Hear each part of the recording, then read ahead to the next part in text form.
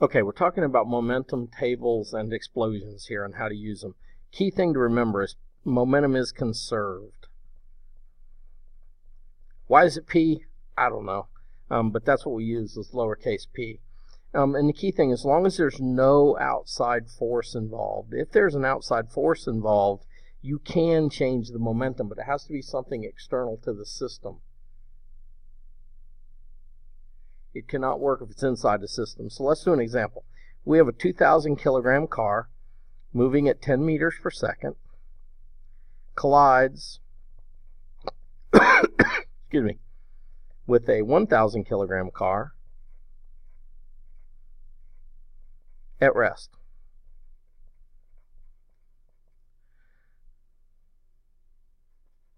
The 2K car moves at 5 meters per second after. How fast is the 1,000 kilogram car going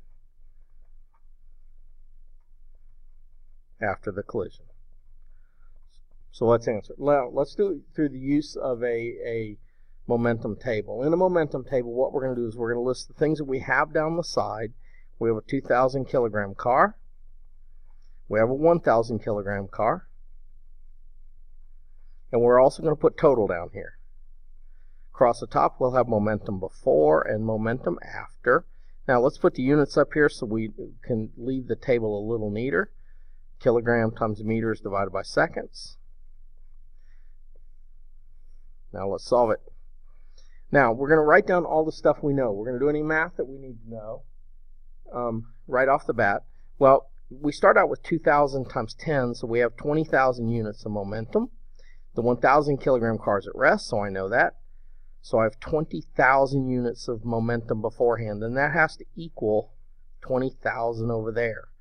So now, afterwards, the 2,000 kilogram car is moving at 5 meters per second, so I have 10,000 units of momentum.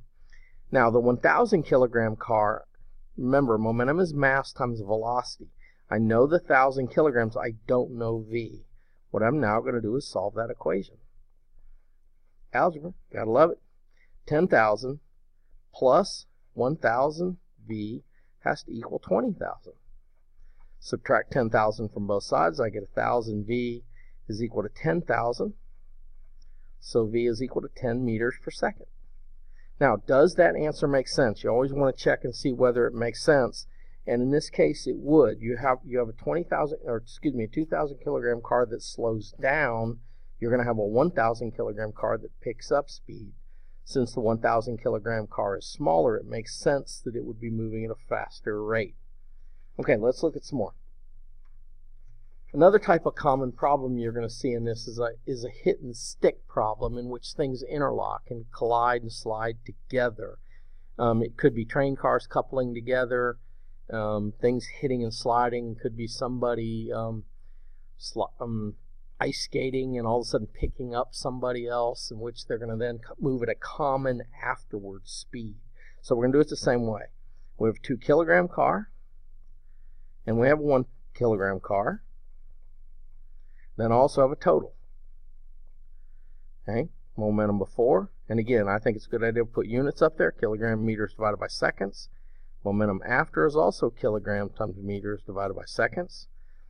Okay, the key thing here is they're going to slide together. So that's probably important to know. Now, let's go through the things we know. My momentum beforehand, 2,000 times 10 is 20,000. My momentum of the 1,000 kilogram car is 0 before. So basically, we have the same system we had before the collision. Now, after the collision, the key thing is, I don't know how fast they're moving, but I do know that both those v's are the same. So the top one is going to be 2,000 times v. The 1,000 is going to be 1,000 times v. And of course, we know that I have to have 20,000 units afterwards. So what I'm going to say now is 3,000 v is equal to 20,000. Divide both sides by 3,000. Your zeros are gone. 20 over 3, 6.67 meters per second. Now, does that make sense? You're moving at 10 meters per second. The 2,000 kilogram car is going to slow down. The 1,000 kilogram car is going to pick up weight. So that's another way to see it. Now let's look at an explosion. There are various cases that can represent explosions. But the key thing to understand for an explosion is the momentum before is equal to 0. Recoils of a gun, stepping off a canoe. If you step off a canoe, the canoe goes the other way. Shoving someone on ice or in space.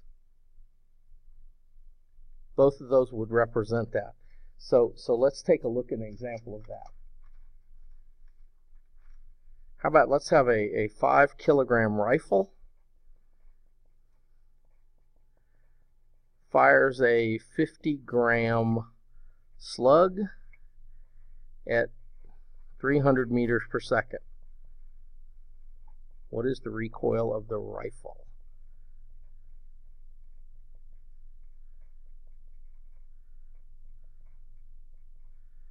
Okay, so let's take a look. Let's do a table. We have a 5 kilogram rifle. We have a slug. And we have total. We have before. And again, kilogram times meters divided by seconds. That unit's important in this problem. After, also kilograms times meters divided by seconds. So beforehand, I have 5,000. Hey, I got 0. And I got 0, and I got 0. So that has to equal 0 over here. There's no momentum before the explosion. So afterwards, I don't know this. I'm going to leave this as 5 times V. That's the V I'm looking for. Here's where you got to be careful. It's 50 grams. So I have to take 0.05 times 300. Take 50 and divide it by 1,000 to turn it into that. I'm now going to set that equal to 0. So I get 5V plus 15 is equal to 0. So therefore I get 5V is equal to negative 15. So V is equal to negative 3 meters per second. So the rifle goes at 300 meters per second, but the gun goes back at 3 meters per second. It's going in the opposite direction. So again, the negative sign's only there really to indicate direction. So the bullet's going to go that way. The gun is going to go that way. The momentum of the bullet, of the slug, is equal to the momentum of the rifle. If you ever look at target rifles are really, really big. Okay, let's do one quick example with just using variables.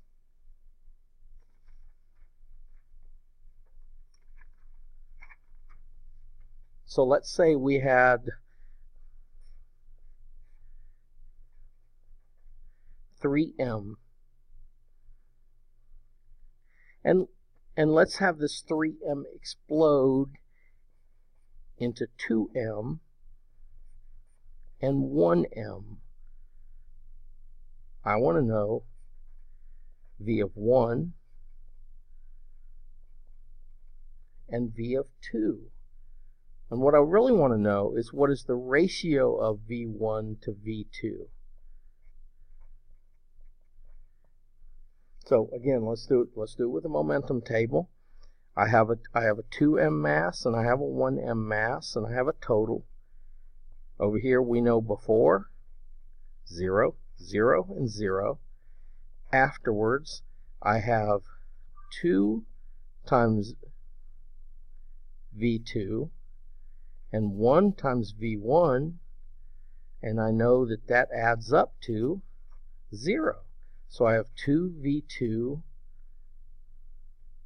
plus 1V1 is equal to 0. So now I move the V2 to the other side. I get 1V1 equals negative 2V2. And now I can say V1 divided by V2, V1 over V2 is equal to negative 2. So it's a ratio between those two. It shows, and really what it shows you is that V1, let me pull it down, excuse me, V1 is going to be going twice as fast as V2.